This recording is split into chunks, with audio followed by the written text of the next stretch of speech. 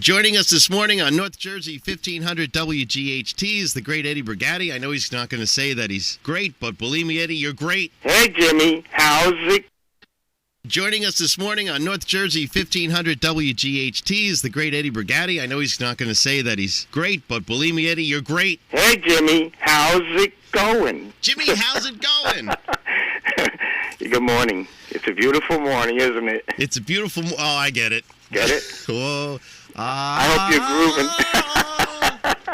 grooving. You sound like you've been grooving all night. One thing that's good to get rid of the overnight hangover is talk to the great Eddie Bragati from the Rascals, the Young Rascals, the Rascals, and all the things that you've done after the Rascals. Mm-hmm. And I'm so glad that you could join us, you know? Yeah, still alive. New Jersey. New Jersey's finest. One of those other Jersey boys. There's Frankie Vallie in the Four Seasons, and then there were the Rascals. Yeah, you're good friends. They were good friends. It's all our fraternity. I wanted to get all the Italians, like Johnny Farina from Santo and Johnny Maestro, Frankie Vallie, and go back and attack Rome. Oh, man. Imagine that concert. You'd win. You'd sing them to death. It's something we joke around about, but, something that's possible. The Rascals were one of the icon bands of the 60s, and we can't deny that. Well, my brother was an original Starlighter. Joey Dee The Starlighters had the Peppermint Twist, and I followed him in. Naturally, your older brother. Good thing he wasn't a car thief, because we'd all be doing time now. From Garfield. And I followed him in, and my first recording was on Joey Dee's, What Kind of Love Is This? I was the first tenor on Joey Dee's last album. And then I went to work on the Joey Dee tour for 2 years and met the other Rascals in the interim in this little club, the Choo Choo Club in Garfield. Oh, yeah. And we lived 3 blocks from there. So the whole thing started out in the universe of Garfield. From that point on, my brother came and sang he made up a great deal of the backgrounds for the Rascal songs.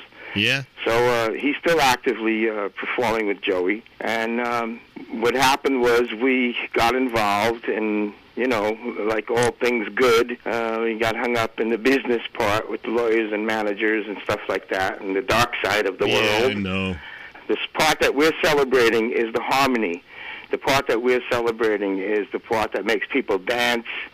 It makes people sing. It makes people want to be happy to be alive. And we have this new little group of actually a relative, Anthony Claus is his name, and they're boys from 13 to, say, 17 years old. We have a musical director, Bob Gustafson. We have a bass player, Cosmo Milardi. My brother sings. Susan Lovell sings. There's a man named Angel Rizzoff from the Kenny Vance and the Planetones. Yeah, I knew I recognized Angel's name. Yeah, and Angel's a dear friend. What we're doing is nurturing these children. We call it the boys from the music house.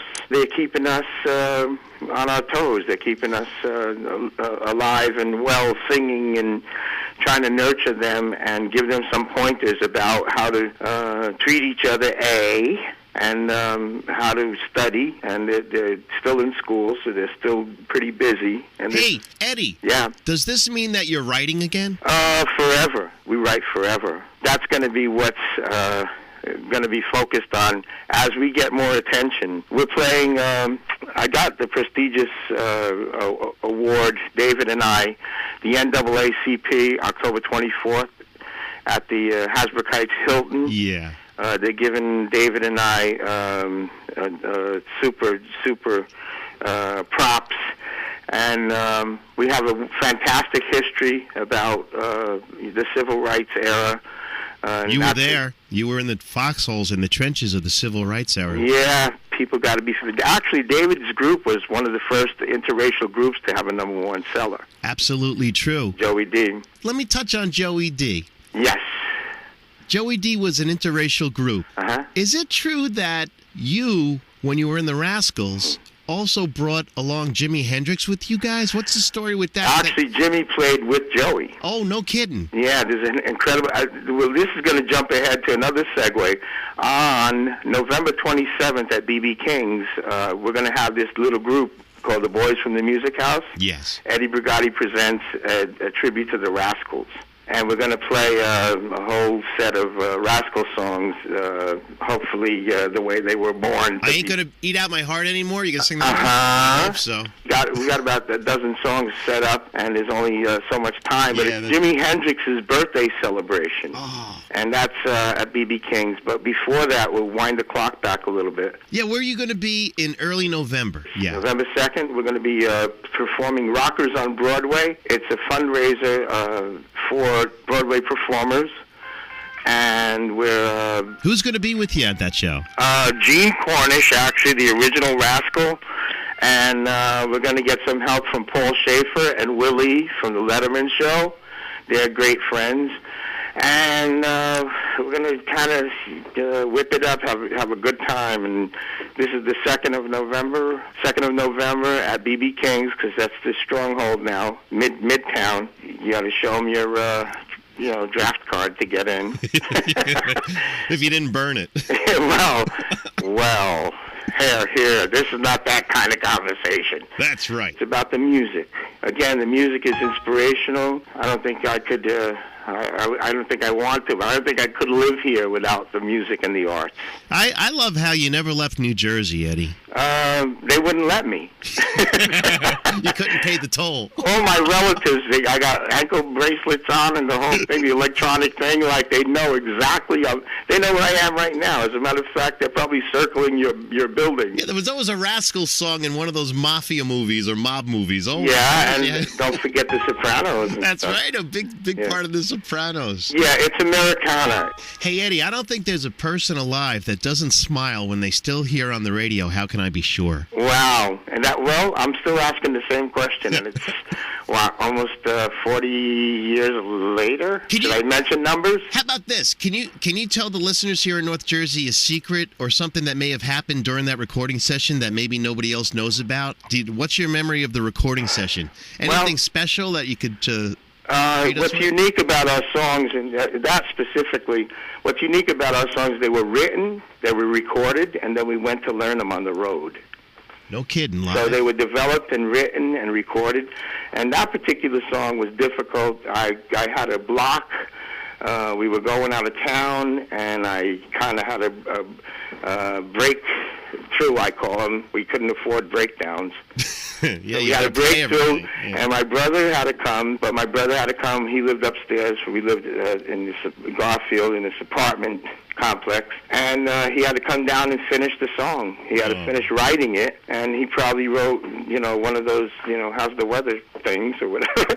And, we had to record it the next day and leave town. So there was an incredible amount of pressure. Again, we did it by our wits.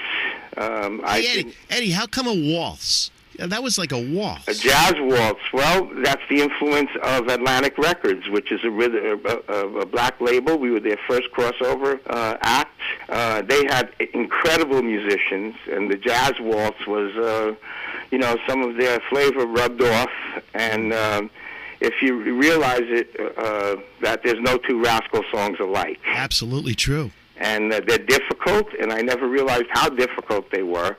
Because when you're creating them, you're not measuring the bars and stuff like that specifically. You're trying to get the language down. You're trying to get the notes down. You're trying to get and we had incredible musicians, Gene and Dino, especially. Great jazz drummer. Great everything drummer. He was a big band drummer. He was a rock drummer. And that was his versatility. That was a key to Rascals. The versatility of it all was that we'd take on anything. We'd even do, the Phil Spector songs, 3-piece, 4 pieces of us. We'd have the nerve to try and take on an orchestra.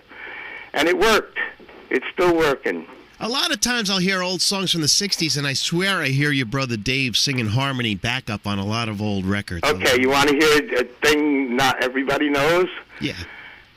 One day he's in the studio, and they're prepping to do a song, and there's a couple young gals in there, and the producer's trying to get them to sing on his song. Yeah. I don't know what the deal was.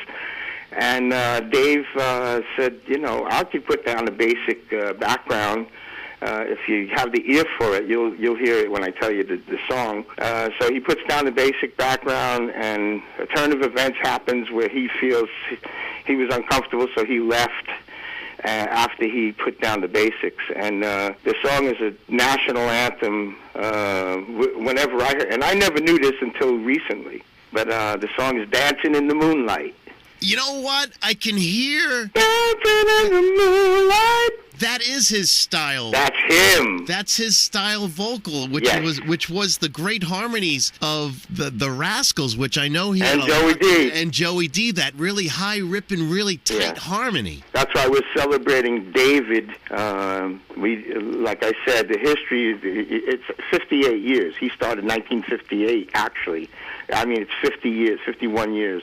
52 years now. You must have been like the little brother just following Big Brother around. They would let me sing if I sang A on pitch and found my own note. So I was a soprano until I was thrown out of the group. We did it all by wit. I'm speaking for myself. More guts than brains. Well, that's another way to put it. You're very, very brave. You were the front man in the beginning of the Rascals. Yeah. It was you who, you met in your basement. You had their first hit record, or the first Billboard hit record. Well, yeah, I ain't gonna eat out my heart anymore. Which is, when you go, is it him or me? Well, you know what? I only saw Michael Jackson's version of it about a month ago. Oh, really? He's got a great version of I Ain't Gonna Eat Out My Heart Anymore. I've heard it. With his little hat on, and, you know. And God bless him and thank him, and God thank him for... He developed and sacrificed his life as a professional. He suffered so much. Well, that's part of the deal. That's the bottom side of the, you know. It can eat you up, the show business. It can eat you up. Well, you kind of volunteer for it, too. So, it's a double-edged sword. You know, while it's eating you up, you're pushing to get in deeper. Yeah, it's like the military. Just when your time is up, they offer you a promotion. And you stay in for another round. And you don't get the promotion. Yeah, right. They promise you it when you don't get it. So what do you hope you can gain with... Boys from the Music House. Yes. And actually there's some girls singing with us, too. And it's it's just for this project, these boys from the Music House. And what do we hope? We're accomplishing it. There's a trust. There's a cooperation. There's harmony. There's focus. There's studying. There's still children that are in school. They're brilliant. They have hope. They have, it rubs off on us. Old-timers. Keeps you young. And hopefully what we do is that we pass the torch on to them, and it's in a very powerful way. But there's an innocence about it, too, because music is ethereal. You might play it physically, but when it goes into the air, everybody gets affected by it. And that's our intention. It's the intention to write something or play something that would give people, it was explained to me that when you get on stage, people forget they have problems, physical problems, or they lost someone, or they may be broke. For those 2 hours, you take each other up. And you lift each other up. And in this climate, it's ripe to happen again. So thank you for giving me the opportunity to have my say, and you give you a couple insights, and you call back, and maybe we could catch you on one of these gigs or whatever. But my expression is, till we eat again, you have to do two things: you have to breathe and coexist. That's my mantra. Eddie Bragati, thanks for joining us this morning on WGHT Radio. Thank you. Go get him, Jimmy, and we'll be here for you. And my love and thank you to all the people that know about it or are going to know about it. Thank you so much for the opportunity.